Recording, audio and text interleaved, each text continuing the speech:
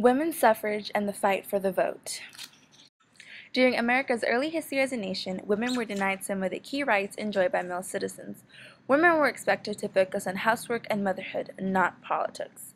Many American women were beginning to chafe against what historians have called the cult of true womanhood. That is, the idea that the only true woman was a pious, submissive wife and mother concerned exclusively with home and family. Put together, all of these contributed to a new way of thinking about what it meant to be a woman and a citizen. To many Americans, including women, the emancipation of women was a radical idea. Inspired by the anti-slavery crusade, the convention that launched the women's rights movement attracted women and sympathetic men to Seneca Falls, New York. Elizabeth Cady Stanton and Lucretia Mott organized the first women's rights convention at Seneca Falls, New York. Elizabeth Stanton argued that natural rights extended to women who could gain social rights through franchise. Calling for extensive reforms, particularly changes in political, economic, and domestic positions of women, the Declaration of Sentiments was modeled on the U.S. Declaration of Independence. Instead of arguing that women deserve the same rights and responsibilities as men because women and men were created equal, the new generation of activists argued that women deserved the vote because they were different from men. They could make their domesticity into a political virtue, using the franchise to create a pure, more moral, maternal commonwealth. More than 300 people, mostly women, but also some men, attended, including former African-American slave and activist Frederick Douglass, in the addition to their belief that women should be afforded better opportunities for education and employment. Most of the Seneca Falls delegates agreed that American women were autonomous individuals who deserved their own political identities. What this meant, among other things, was that the delegates believed women should have the right to vote. Here are some words from the Declaration of Sentiments. We hold these truths to be self-evident, that all men and women are created equal, that they are endowed by their Creator with certain inalienable rights, that among these are life, liberty, and the pursuit of happiness, that to secure these rights governments are instituted, deriving their just powers from the consent of the governed. He has never permitted her to exercise her inalienable right to the elective franchise. He has compelled her to submit to laws in the formation of which she had no voice. Having deprived her of this first right of a citizen, the elective franchise, thereby leaving her without representation in the halls of legislation, he has oppressed her on all sides. He has made her, if married, in the eye of the law, civilly dead. He has taken from her all right in property, even to the wages she earns. In the covenant of marriage, she is compelled to promise obediency to her husband, he becoming to all intents and purposes her master, the law giving him power to deprive her of her liberty and to administer chastisement. He has endeavored in every way that he could to destroy her confidence in her own powers, to lessen her self-respect, and to make her willing to lead a dependent and object life. Resolve that all laws which prevent women from occupying such a station in society as her conscience shall dictate, or which place her in a position inferior to that of man, are contrary to the great precept of nature and therefore of no face or authority.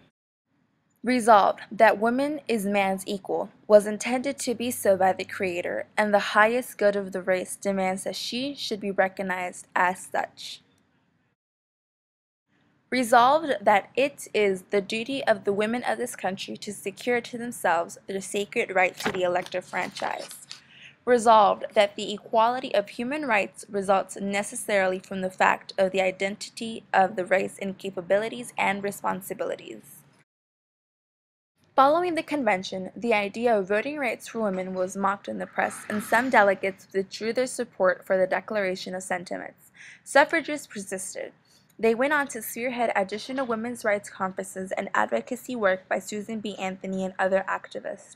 In 1900, with Stanton and Anthony advancing in age, Carrie Chapman Catt stepped up to lead the National American Women's Suffrage Association. 4 years after the Civil War, Wyoming Territory granted women of the age of 21 years of age the right of suffrage. The first states to grant women permanent suffrage were 4 western states: Wyoming the Equality State in 1869, Colorado in 1893, Utah in 1895, and Idaho in 1896. Women's suffrage succeeded in the West for reasons as diverse as the people and places of the West itself. The Supreme Court in 1875 had unanimously decided the right of suffrage must result from explicit legislation or constitutional amendment rather than through interpretation of the Constitution. 3 years later, in 1878, congressmen began introducing constitutional amendments extending suffrage to women.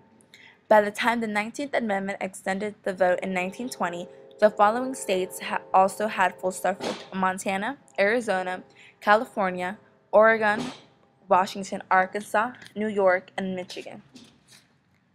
The Wyoming Territory stated the following: an act to grant to the women of the Wyoming Territory the right of suffrage and to hold office, be it enacted by the Council and House of Representatives of the Territory of Wyoming, Section 1, that every woman of the age of 21 years residing in this territory may, at every election to be holden under the laws thereof, cast her vote, and her rights to the elective franchise, and to hold office shall be the same under the election laws of the territory as those of electors.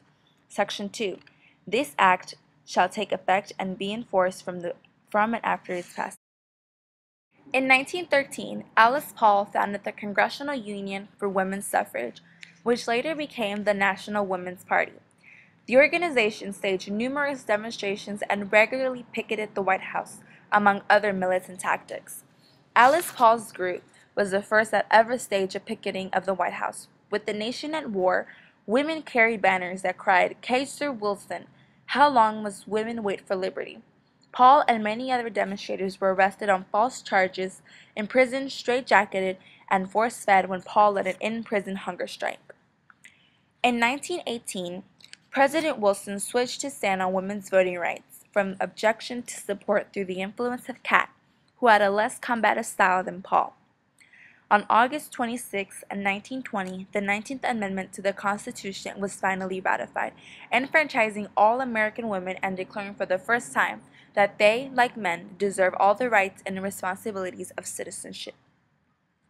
The 19th Amendment reads, "The right of citizens of the United States to vote shall not be denied or abridged by the United States or by any state on account of sex." On November 2nd of that same year, more than 8 million women across the U.S. voted in elections for the first time. It took over 60 years for the remaining 12 states to ratify the 19th Amendment. Mississippi was the last to do so on March 22, 1984.